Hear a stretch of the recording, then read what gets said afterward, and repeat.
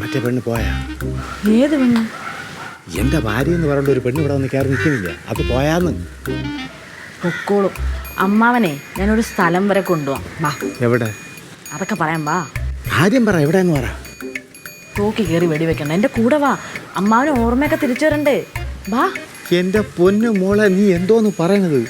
എനിക്ക് ഓർമ്മയ്ക്ക് ഒരു കുഴപ്പമില്ലെന്ന് എനിക്കെല്ലാം വ്യക്തമായിട്ട് അറിയാം.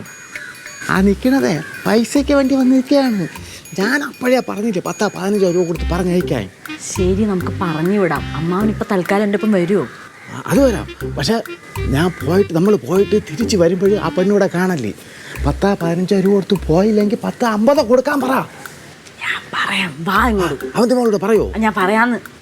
എന്നാ പോ, എന്നാ വാ. ഇപ്പോഴും നമുക്ക് പോയി ഇവിടെ നിന്ന് പോകണതാണ് നല്ലത്. ആണല്ല, എന്നാ വാ എൻ്റെ കൂടെ. അത് തന്നെ, വാ ആ മാറണം, പോയിട്ട് വരാം. അച്ഛൻ വാ ഇങ്ങ്. പതുക്കെ പതുക്കെ പതുക്കെ വാ. അയ്യോ ചേട്ടാ, അമ്മാവാ എന്തോ കുഴപ്പമൊന്നുമില്ല. കൈ തൊടാ, കുഴപ്പമില്ല. ഇടി, നീ അമ്മാവന്റെ ഓർമ്മ തിരിച്ചുകൊണ്ടുവരാനല്ലേ പോയത്? എന്നിട്ട് ഇപ്പൊ അങ്ങടെ കൈ ഓടിച്ചോണ്ട് വന്നോ? അയ്യോ പൊന്നു മോളെ, അത് അങ്ങനെയല്ല. ചാരുമോള് സിനിമാ സ്റ്റൈലിൽ കൊണ്ടുവന്നതാണ്. പണ്ട് സിനിമയിലൊക്കെ കാണിക്കൂലേ, എന്തെങ്കിലും ആക്സിഡൻ്റായി ബോധം പോയി കഴിഞ്ഞാൽ തിരിച്ച് അതുപോലെ എന്തെങ്കിലും ഒരു ആക്സിഡൻ്റ് ആകുമ്പോഴേ ബോധം തിരിച്ചു വരുന്നത്. ചാരുമോള് ഏതോ ഒരു കൂട്ടുകാരൻ്റെ സ്കൂട്ടർ എടുത്തുകൊണ്ട് വന്നിട്ട് എൻ്റെ അടുത്ത് അതിൽ കയറിയിരിക്കാൻ പറഞ്ഞു. ഞാൻ അതിൽ കയറിയിരുന്നു. എന്നിട്ട് ഒരു വലിയ റോഡിൽ കൂടെ അങ്ങ് പൊയ്ക്കോണ്ടിരുന്നു. അങ്ങനെ പോയി വന്നപ്പോൾ ഒരു വലിയ കുഴി കണ്ടു. എന്നിട്ട് ആ വലിയ കുഴിയിൽ എന്നെ കൊണ്ട് മനഃപൂർവ്വം തള്ളിയിട്ടടി.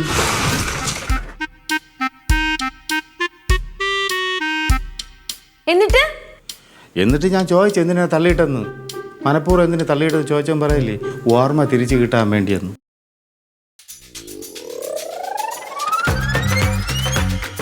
ഇനിയിപ്പോൾ ആ സ്കൂട്ടർ ഞാൻ എങ്ങനെ നന്നാക്കി കൊടുക്കുമെന്നാണ് ആലോചിക്കുന്നത്. അമ്മാവ, ആദ്യം ഹോസ്പിറ്റൽ ബില്ല് അടക്കണം.